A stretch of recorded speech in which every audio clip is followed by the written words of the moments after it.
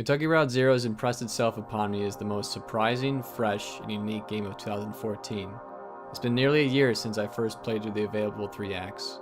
I picked it up during the summer Steam sale at 50% off its $25 original asking price, for no reason save the intrigue of its promotional language and eerie minimalist art. None of my Steam friends owned it, and I hadn't heard of it via the traditional channels of video game coverage media I follow. An unfinished, greenlit indie game at only half off. It seemed like a gamble. The game has never gone lower, which I suspect is one of the main reasons I hadn't learned of it via hearsay from my gamer friends. It's not something you pick up out of thrift, nor is it an exceptionally polished AAA title you wouldn't mind throwing down $25 on a couple months after release. The developers are unknown and KRZ is their first title. Indie journalists and developer friends promote this kind of game, not your mainstream core gamer. The other main reason for its unpopularity, I think, is that this isn't a game for everyone. I say game with loaded punctuation because KRZ's moment-to-moment gameplay seems very much preoccupied with subverting the paradigms and consequent expectations of conventional game structure, design, and genre. KRZ may be roughly called a point-and-click adventure game, but only insofar as that genre traditionally allows its creators to place narrative front and center, sacrificing little directorial powers to the player's urgent need for a sense of interactive agency. It would much rather have us beholden to its narrative than any set of sparse game devices. The player controls Conway, a delivery truck driver currently tracking down a tricky residential address for an antique shipment somewhere in rural Kentucky. The game begins at a gas station called Equus Oils around dusk, occupied only by a blind, aging station attendant leisurely sitting in a lawn chair between 2 fuel pumps. Conway asks for directions as his elderly dog Blue trails behind, establishing within its first scene a sense of the old, sad, and forgotten. The attendant, Joseph, tells him that the address can only be reached by taking the Zero, a highway route Conway has never heard of despite calling these winding highways and hamlet constellations his neck of the woods. We're presented the narrative of an archetypal quest, and soon the player finds himself a willful participant in a sequence of scenes that may appear initially offhand and trivial. It's not until further acts that we discover their latent tethers to one big cat's cradle of a mythos surrounding the titular rural road. Along the way, characters join the quest without much objection to or reflection on the peculiarity of Conway's search to find a road only fleetingly mentioned in threadbare folktales and half-forgotten legends. Their readiness to accept the protagonist's convictions spontaneously without potential conflicting pretense or motivation of their own is one of the key magical realist tenets by which KRZ operates. Characters with such an invested and heightened suspension of disbelief function as devices to bolster a world wherein we're allowed to indulge and explore the uncanny and bizarre without drawing attention to its inherent absurdity. For example, in Act 1's visit to the Marquez farm, Conway meets and speaks with Weaver, who is implied to be a ghost. Without the remotest incredulity, he and Weaver leisurely discuss some vague personal histories only the 2 interlocutors seem to fully know. In the world of KRZ, this is standard protocol. More often than not, the 2 speakers on screen seem to be more so talking at each other than with each other. While the player is sometimes presented with the convention of conversation choices seen in games like those authored by BioWare, in KRZ it matters less in what is being said, but how it's being said. In the beginning, I agonize over the potential arc-spanning consequences of early conversation choices, as I have been trained to do in playthroughs of previous titles. However, as I gathered where conversations were heading, nowhere, or a close estimation of it, I eventually found myself picking what stylistically sounded the coolest to me.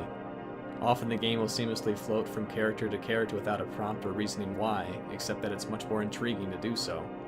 In a lot of ways, KRZ plays out like a carefully crafted stage drama whereby the majority of the player's agency is determining the elements within the script.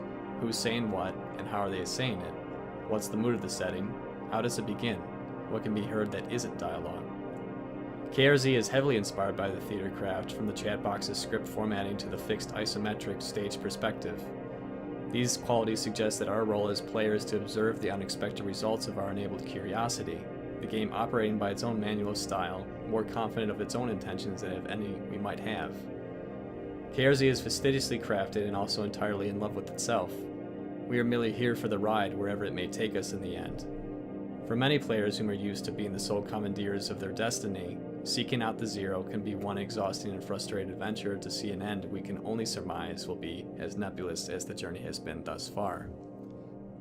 After all, what satisfaction can be had if most every event, piece of dialogue, character, and gameplay element thus far has been presented via some layer of obfuscation or minimalistic adherence, as if we should derive pleasure from treading through the mist of a Kentucky bog.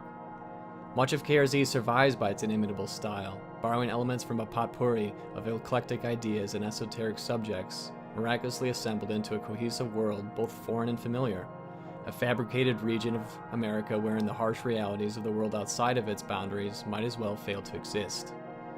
To appreciate KRZ, the player must enjoy the sensation of being comfortably uncomfortable, in both interacting with and assessing its content in real time. But once this check is cleared, there's a lot to KRZ's subtle design worth contemplation and appreciation. What I found most striking was the way in which enacted scenes, discovered while driving along a crudely drawn map, may be skipped in favor of the quickest route to the act's ending.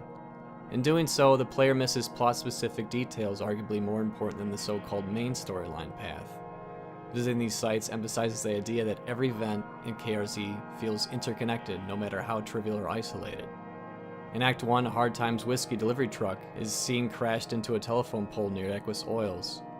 Visiting the site is optional, despite Hard Times Distillery playing a very prominent role in Act 3 and its supplemental play, The Entertainment.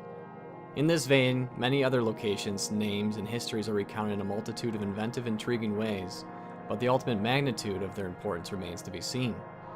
At times, KRZ evokes a David Lynch film in the way seemingly random elements find themselves in the mise-en-scène and plot structure, opening up more questions than answers.